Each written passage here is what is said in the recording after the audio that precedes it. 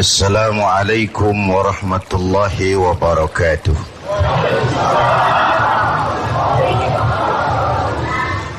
Alhamdulillah, salatu wassalamu ala rasulillah, amma ba'du. Bapak, Ibu dan segenap pemirsa TV One yang saya cintai, muhasabah mirip dengan introspeksi, menghitung-hitung diri, melakukan pemeriksaan terhadap diri kita sendiri, menghitungnya sebelum Allah menghitungnya, dengan anggapan kalau kita yang menghitungnya sekarang, maka segala kekurangan-kekurangan itu masih kita bisa perbaiki. Tapi kalau Allah yang menghitungnya kelak, tinggallah pertanggungan jawab. Karena itu Rasulullah berpesan, hasibu anfusakum qabla an tuhasabu. Hitung-hitunglah dirimu sebelum Allah menghitungnya. Contoh, Bapak Ibu pernah nonton film? Pernah? Jangan pura-pura, jawab aja yang jujur. Pernah nonton film? Oke. Film itu menjadi sebuah tontonan setelah melalui proses yang panjang, kan? Ada editing, ada sensor, ada dubbing. Dubbing itu ngisi suara. Kalau suaranya nggak jelas, di dubbing. Kalau ada adegan yang nggak pantas, disensor. Kalau ada cerita yang kurang utuh, diedit. Kira-kira hidup kita begitu. Sekarang putar film itu, film hidup kita putar sekarang di depan kita. Kalau ada adegan yang nggak pantas, masih bisa disensor.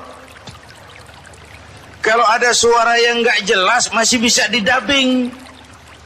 Kalau ada adegan cerita yang kurang utuh, masih bisa melakukan editing. Sekarang putar film itu, ini muhasabah. Menonton film kehidupan ini dari akil balik sampai sekarang, apa sih film saya ini? Kita putar waktu malam tuh, kita bayangkan kembali masa-masa lalu, muhasabah. Oh, pernah nempeleng orang, sensor. Oh, pernah korupsi, sensor. Oh, ada pernah melakukan yang nggak benar, edit. Cerita yang nggak bagus, buang. Perbaiki ke depan. Ini makna muhasabah. Kan orang sering terjebak, hidup cuma sekali dan pendek, habisin aja, ngapain baik-baik nanti, nggak bisa menikmati hidup. Kayak kata orang Tanah Abang, kelapa muda kupas-kupasin, kelapa tua tinggal batoknya. Waktu muda puas-puasin, udah tua tinggal bongkoknya. Enak, enjoy aja, nikmati apa yang bisa dinikmati, nggak perlulah muhasabah itu. Padahal hidup bukan sekali, hidup ini panjang, Pak, panjang. Dan terjebak pada kenikmatan kulit, rugi. Terjebak pada kenikmatan kulit, rugi. Emas pasti kuning, benar itu? Apa semua yang kuning pasti emas?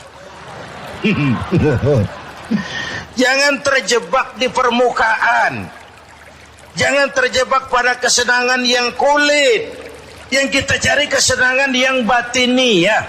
Itu sebabnya Rasulullah mengajarkan orang bahagia itu cirinya 4. 4 tanda orang bahagia. Berapa, Bu? 4. 4 apa? 4 ciri. Ciri apa? Ciri 4. Apa itu?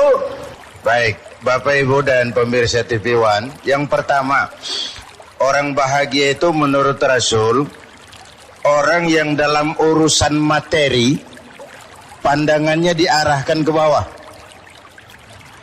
Sehingga timbul syukurnya, luas hatinya.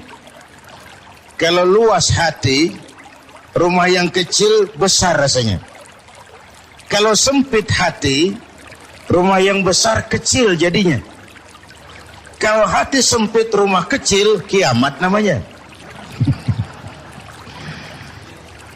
Orang bahagia orang yang hatinya luas, bisa mensyukuri nikmat. Tapi orang yang hatinya sempit biasanya tidak bisa mensyukuri nikmat, dan ini lebih celaka, tidak senang lihat orang lain dapat nikmat. Orang begini susah gemuk. Lihat tetangga beli televisi, demam. Tetangganya beli sepeda motor, masuk rumah sakit. Tetangganya beli mobil, mati. Disiksa oleh perasaannya sendiri. Orang kalau sudah nggak bisa mensyukuri nikmat dan tidak senang lihat orang lain dapat nikmat, disiksa oleh perasaannya sendiri. Dan orang kayak gitu ya susah gemuk dong. Dalam materi orang lihat ke bawah, timbul syukurnya. Syukur kita punya mobil, tetangga sebelah cuman punya motor. Syukur kita punya motor, tetangga sebelah cuma jalan kaki. Syukur kita bisa jalan kaki, tetangga sebelah stroke. Bertahun-tahun gak kemana-mana.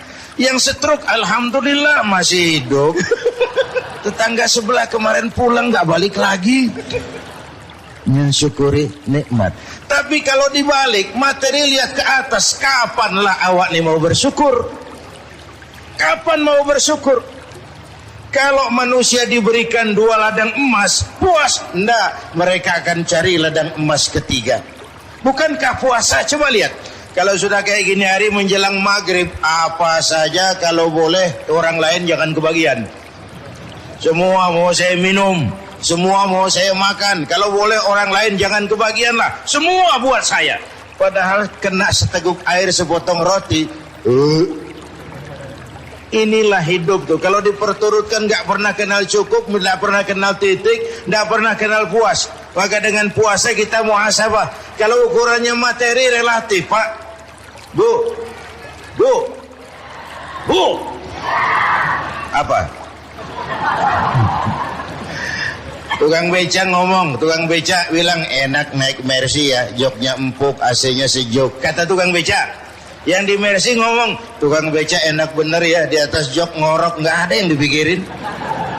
So, enak tuh ada di mana? Enak tuh punya siapa? Saya mau bilang sebenarnya, karena tema hari ini agak tasawuf, orang kaya adalah orang yang hidupnya cukup. Orang miskin, orang yang selalu merasa kurang. Jelas, Bu? Apa yang jelas? Ya, yang barusan itu. Yang kedua, orang bahagia itu kata Nabi, dalam urusan akhirat dia lihatnya ke atas. Dia yang tua itu sanggup puasa dan gak apa-apa. Kenapa saya yang muda tidak? Dia bisa tarawih, kenapa saya tidak? Dia bisa, begipun sibuknya dia bisa datang ke pengajian, kenapa saya tidak? Keinginan mencontoh yang ukhrawi, keinginan mencontoh yang immaterial, dan itu melahirkan sugesti untuk beribadah lebih baik. Yang kedua. Yang ketiga, orang bahagia itu kata Nabi, orang yang selalu melupakan kebaikannya. Ini juga bagian introspeksi. Orang yang kalau berbuat baik dia ikhlaskan, gak pernah diingat-ingat, dia lupakan, dia anggap dirinya belum pernah berbuat baik. Sehingga kalau ada kebaikan dia tidak bisa ikut, dia merasa sangat rugi. Lawanannya orang celaka, orang yang selalu mengingat kebaikannya, menepuk dada, menghitung jasa. Tuh kalau nggak saya tuh, itu kalau nggak saya, oh itu kalau nggak saya. Emang kalau nggak lu kenapa sih? Selalu kalau nggak saya, kalau nggak saya, kalau nggak saya. Orang yang suka menepuk-nepuk dada itu biasanya orang yang nggak percaya diri, Pak. Yang ketiga, orang bahagia itu, yang keempat maksud saya, orang yang selalu ingat kesalahan yang dia lakukan. Nah, ini juga bagian introspeksi.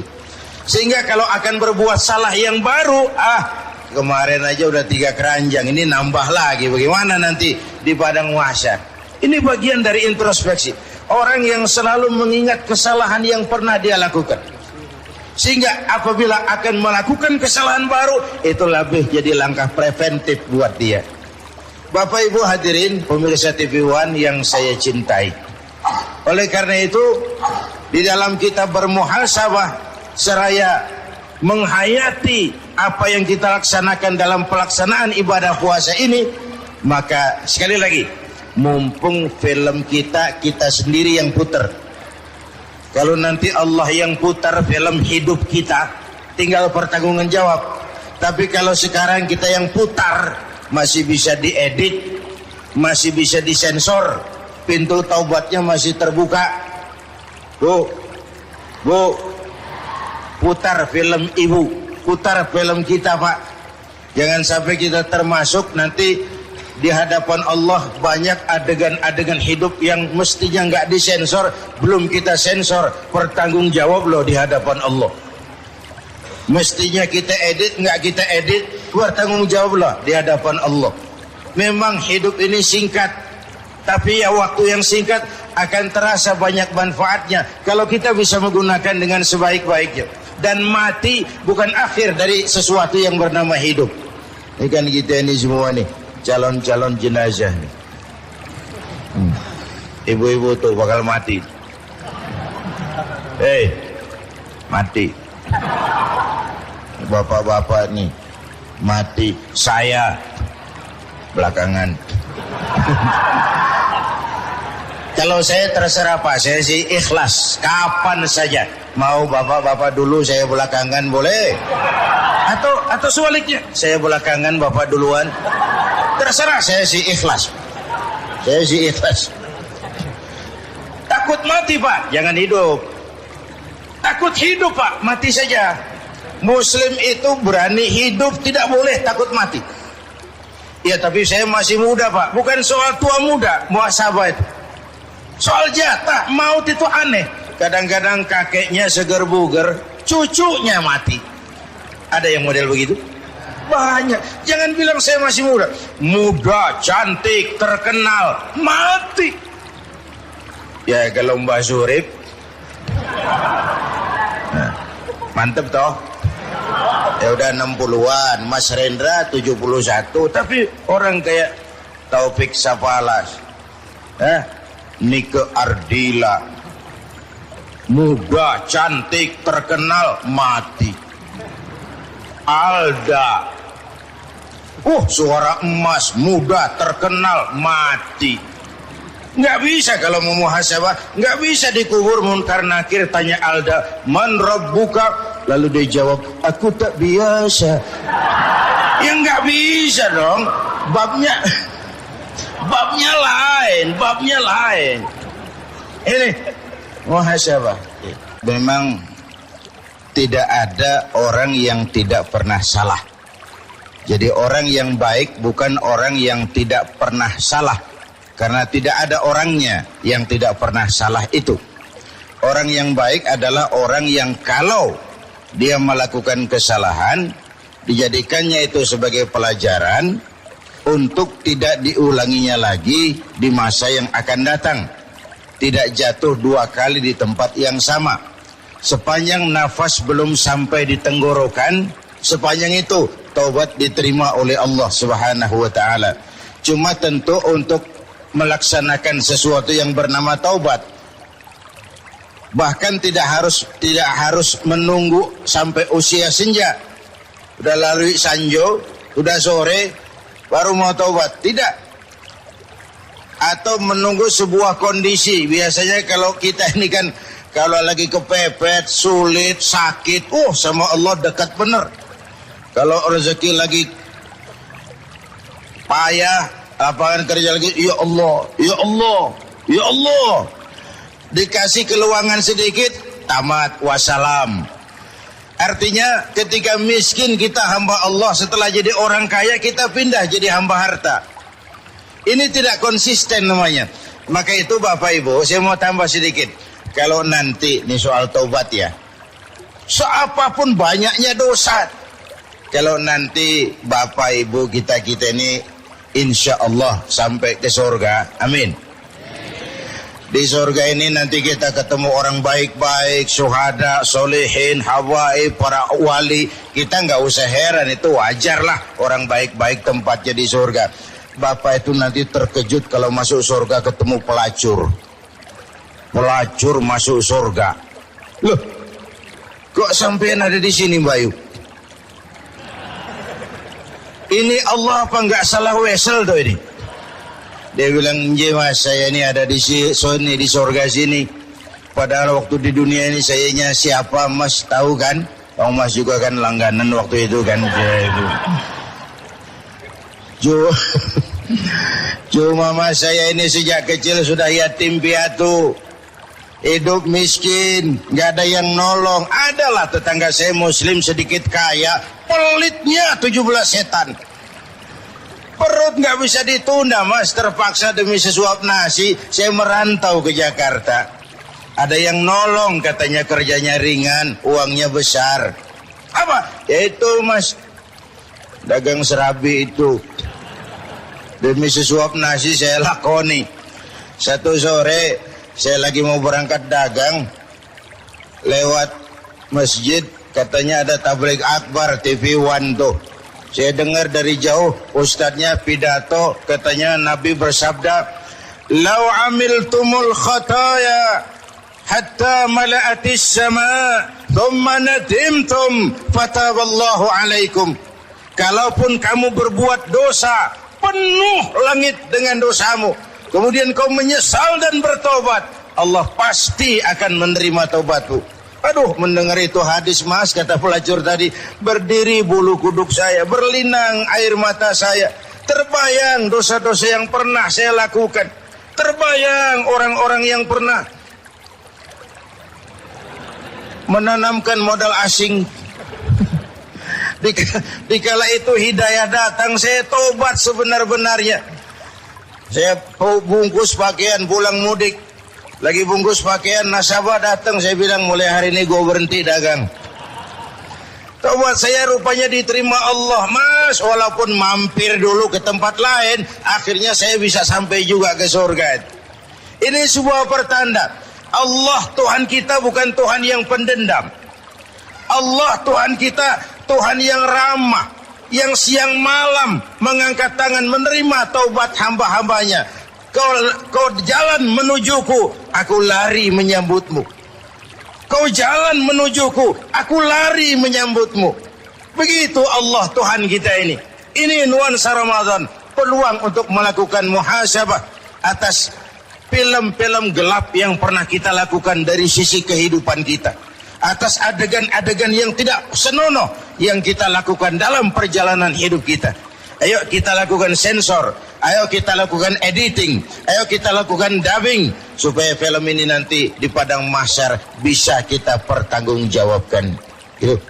Yang dimaksud mengingat kembali adalah meyakini bahwa kita pernah melakukan itu.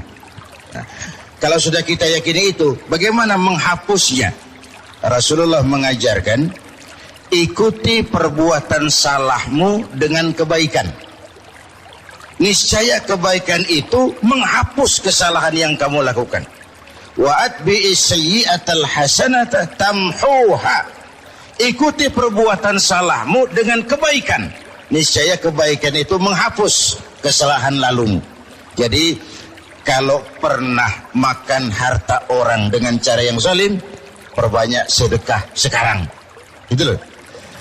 Kalau dulu banyak meninggalkan sholat, perbanyak sholat-sholat sunnah sekarang. Ikuti perbuatan salah dengan kebaikan, niscaya kebaikan itu menghapus. Jadi bukan semua sangat sabar sekedar, iya deh gue inget gue pernah bikin dosa dulu, tapi sekarang gak bikin apa-apa. Nothing. Ikuti perbuatan salahmu dengan kebaikan hari ini. Satu hari malaikat maut datang kepada Nabi Daud. Nabi Daud bertanya, malaikat maut, iya, Anda ini datang silaturahmi apa tugas?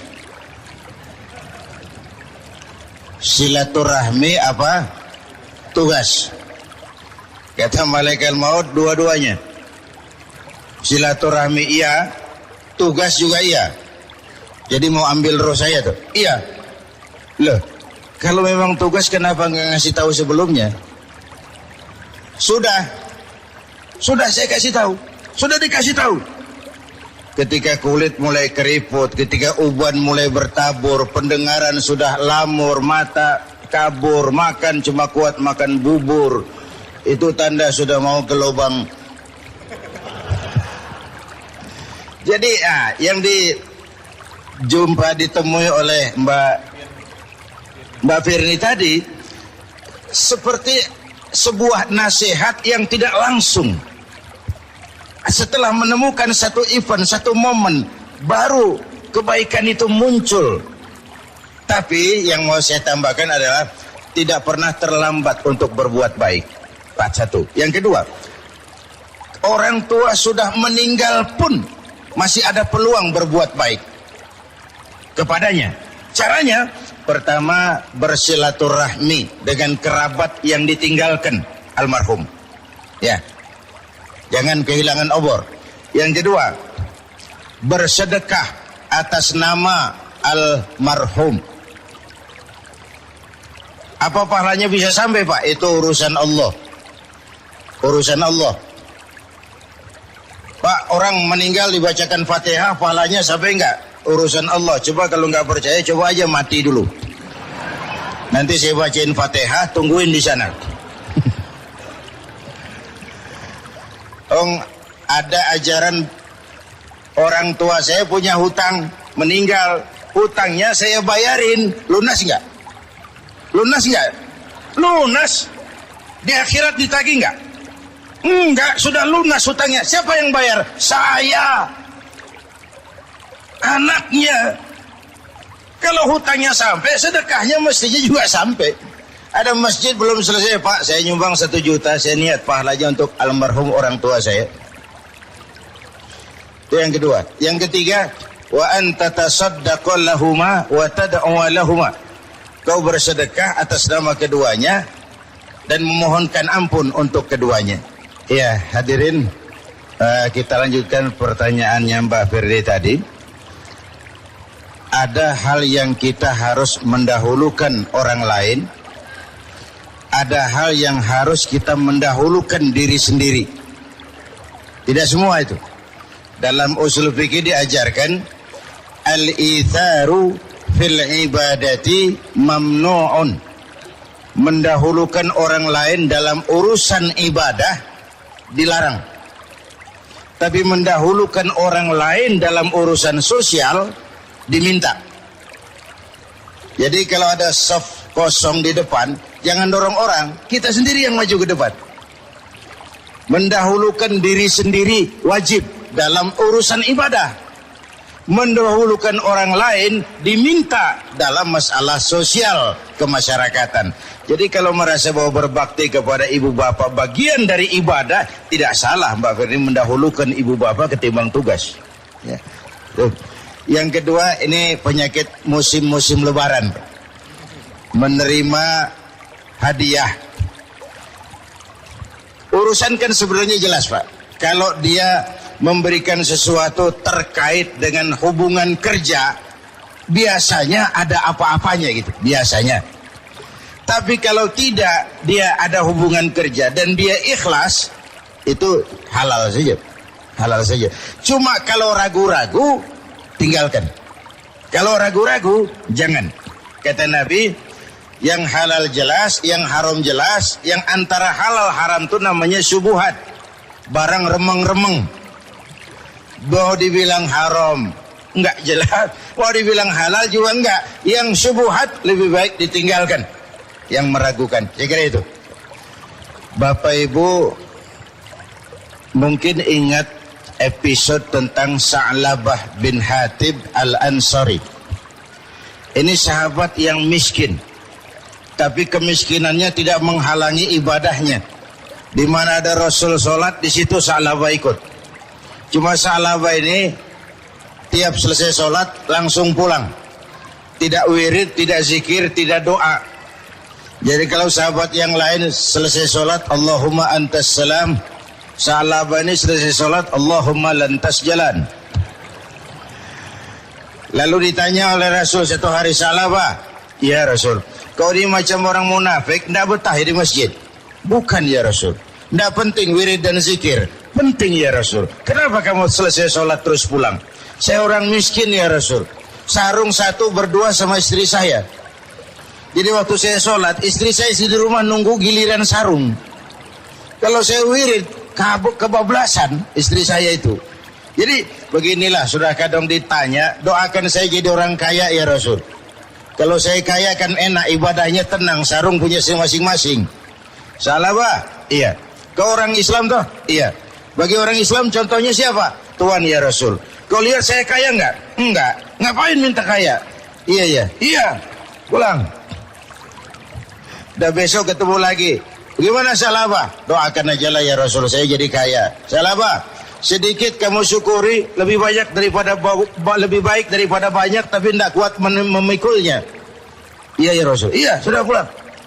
Hari ketiga nekat, ya Rasul, kalau dikasih kaya saya akan jadi orang baik-baik. Saya mau sedekah, saya mau bantu masjid, saya mau bangun rumah sakit. Biasalah bahasa kampanye. Akan. Pokoknya kalau saya menang saya akan. Nah, setelah ternyata dikabulkan doanya, dia jadi orang kaya, jangankan bangun masjid, zakat pun dia tidak mau bayar. Salah Pak. Nah, saya mau bilang dengan riwayat ini, banyak orang lulus ketika diuji dengan kemiskinan, tapi gagal setelah diuji dengan kekayaan. Ini memerlukan stabilitas temperatur batin. Banyak orang lulus ketika diuji dengan sebagai rakyat, tapi gagal setelah dia jadi pejabat. Tidak punya stabilitas temperatur batin. Maka diperlukan sikap istiqomah di dalam muhasabah ini. Paling tidak stabil, syukur dia bisa meningkat ke arah yang lebih tinggi lagi. Sekali itu. Tidak dibenarkan mencuri kain sarung walaupun niatnya untuk sholat. Jelas ini?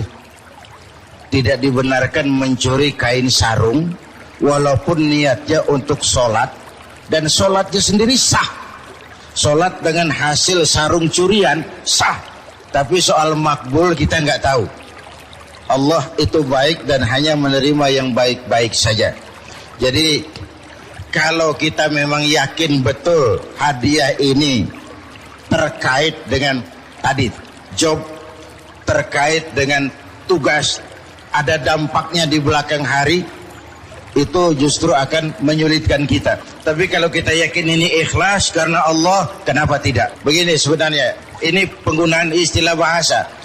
Kalau pemberian sejenis, selevel, maksud saya, kalau selevel itu namanya hibah. Kalau kepada yang lebih tinggi, itu namanya hadiah. Kalau kepada yang lebih bawah, itu namanya sedekah. Pahalanya sama, cuma penggunaan istilah yang beda. Saya sedekah sama presiden. Bukan sedekah kalau sama presiden, hadiah. Hukumnya sama, hukum sedekah, cuma penggunaan istilahnya berbeda. Kalau selevel kita sebut hibah, saya hibahkan ini. Kalau kepada yang lebih atas kita sebut hadiah, kepada yang lebih bawah kita sebut sodako. Hukumnya hukum sodako. Yang pertama, saya juga sangat terharu atas harapan pertama tadi, agar saya kembali melaksanakan dakwah tabligh akbar. Itu harapan saya juga Pak. Dan saya ingin sampaikan permohonan maaf saya kepada seluruh umat Islam Indonesia. Beberapa tahun yang lalu saya agak meninggalkan panggung dakwah karena terjun ke panggung politik. Tidak sepenuhnya keliru memang, tetapi yang pasti saya sekarang sudah kembali ke habitat, meninggalkan panggung politik dan kembali lagi ke dunia dakwah. Karena pada akhirnya saya juga menyadari bahwa politik bukan dunia saya. Jadi kita serahkan saja kepada dunianya. Oh, sebagai kiai biasa saya melihat semua orang dengan kacamata putih, semua teman. Tiba-tiba terjun ke panggung politik, yang saya lihat topeng semua itu. Nggak jelas mukanya kayak apa, topeng semua. Oh, innalillahi wa inna ilaihi rajiun. Jadi saya kembali ke habitat dan terima kasih kepada umat atas kepercayaannya. Oh, nggak gampang loh diterima oleh umat, tuh nggak gampang loh. Saya bersyukur, saya terharu dan saya sampaikan terima kasih. Yang kedua tentang jaminan bagi orang yang menuntut ilmu. Allah Subhanahu wa taala dalam Al-Qur'an menjelaskan Allah mengangkat derajat orang yang berilmu daripada kelompok-kelompok lain selama beberapa derajat. Ini sudah merupakan sebuah jaminan dari yang abstrak dari Allah. Sehingga dengan begitu orang yang menuntut ilmu dia berada di jalan Allah. Sebuah gambaran saja.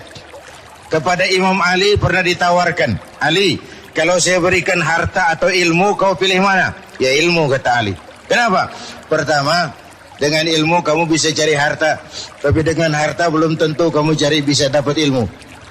Yang kedua, ilmu, harta kamu kasih orang, kurang. Ilmu kamu kasih orang, tambah. Punya uang 100.000, kasih uang orang 50.000, kan tinggal 50.000. Tapi bisa Fatihah, ajarkan orang lain bisa, kita sendiri makin mantap. Nggak lantaran bodoh karena ngajarin orang. Ajarin gua Fatihah dong, udah habis. Udah nggak ada itu. Ilmu tuh makin mantap. Yang ketiga, makin banyak hartamu, makin sibuk kau jaga dia. Tapi makin banyak ilmumu, makin bagus dia jaga kamu. Dengan kata lain, harta kita yang jaga, tapi ilmu dia yang jaga kita. Ini juga sudah merupakan sebuah jaminan. Saya kira itu Pak. Sepanjang teringat itu hanya dalam memori kita, nggak masalah Pak. Yang dimaksud mengingat kebaikan ini kan menceritakan kebaikannya kepada orang lain. Sepanjang dia simpan sebagai arsip pribadi dia, nggak masalah. Tapi kalau sudah dia bikin daftar lalu bikin pengumuman, ini loh kebaikan saya, itu yang nggak boleh. Termasuk mengingat segala dosa yang pernah dilakukan. Saudara-saudara, Qiyamul Lail Ramadan itu kita sebut sebagai sholat tarawih. Rawaha yurawihu tarwihan, sholat yang sesungguhnya pelaksanaannya agak santai, tarawih. Jumlah rakaatnya tidak terbatas. Hanya saja biasanya ditutup dengan witir.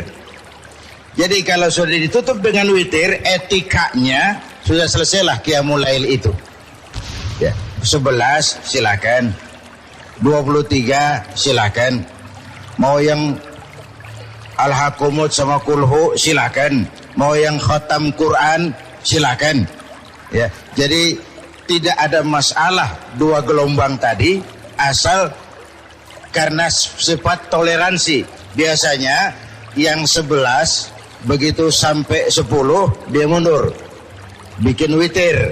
Nanti dia selesai witir, yang 2-3 ngelanjutin. Sehingga apa-apa kayak begitu. Asal tadi yang udah ditutup witir jangan ikutan lagi. Hadirin Bapak, Ibu dan segenap pemirsa TV One yang saya cintai. Pada penutupan ini saya menjawab pertanyaan akhir yang disampaikan oleh Ananda David tadi. Muhasabah bagaimana sebagai bangsa pasca pemilu dan pasca pembentukan kabinet baru yang akan datang. Saya pikir muhasabah yang perlu kita lakukan sebagai bangsa saat ini adalah melakukan rekonstruksi kembali atas kerukunan kita, baik antar agama, antar umat beragama, dan antar umat beragama dengan pemerintah. Rukun antar umat seagama, rukun antar umat beragama, dan rukun antar umat beragama dengan pemerintah. Saya kira dengan semangat kebersamaan, segala tantangan-tantangan kita akan bisa kita hadapi. Rukun antar umat seagama, kita sesama muslim. Rukun antar umat beragama, karena Islam rahmatan lil alamin dan Indonesia sangat majemuk. Lalu rukun antar umat beragama dengan pemerintah, sehingga apa yang kita cita-citakan dapat terlaksana adanya. Mari sama-sama kita mohon kepada Allah, mudah-mudahan negara kita senantiasa dalam perlindungan Allah, pemimpin kita diberikan kekuatan untuk dapat melaksanakan keinginan rakyat yang lebih baik. Al-Fatihah.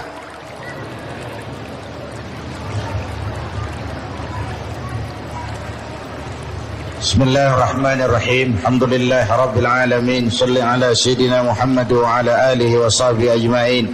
Allahumma ya Allah, dengan sepenuh perasaan dan pengharapan, dalam segala kerendahan dan kelemahan, hari ini kami bermuhasabah, memeriksa diri kami. Begini banyak nikmat dan karunia yang Kau berikan kepada kami ya Allah, namun begini banyak kesalahan yang kami lakukan. Karunia-Mu turun setiap saat, namun dosa kami naik di setiap waktu. Ya Allah, kalau selama ini lebih banyak lalai kami dari ingat kami, lebih banyak keluhan kami dari syukur kami, lebih banyak marah kami dari sabar kami, tunjuki kami jalan-Mu yang lurus, yang apabila kami berpijak di atasnya, tidaklah kami akan tersesat buat selamanya. Rabbana atina fid dunya hasanah wa fil akhirati hasanah wa qina adzabannar. Walhamdulillahi rabbil alamin. Astaghfirullah rabbal baraya, astaghfirullah minal khataya, astaghfirullah rabbal baraya, astaghfirullah minal khataya.